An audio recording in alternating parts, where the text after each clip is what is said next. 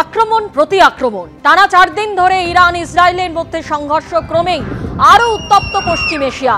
সময় যত গড়াচ্ছে ততই দুই দেশের মধ্যে মিসাইল হানা বাড়ছে। গতকাল রাত থেকে তেহরানের আকাশে বারবার হানা দিয়েছে ইসরায়েলের ফাইটার জেট।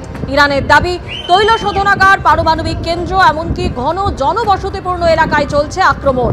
নিহত হয়েছেন ইরানের ইসলামিক রেভলিউশনারি গার্ড কর্পসের গোয়েন্দা প্রধান। ইসরায়েলের হামলায় ইরানে এখনো পর্যন্ত 406 জনের মৃত্যু, আহত হয়েছেন 654 জন। ইসরায়েল পারমাণবিক হামলা চালালে ইরানের হয়ে পাকিস্তান তার জবাব দেবে, হুমকি দিয়েছে তেহরান। ইরানের হামলায় ইসরায়েলের তেল আবিব ও জেরুজালেমেও ব্যাপক ক্ষয়ক্ষতি হয়েছে।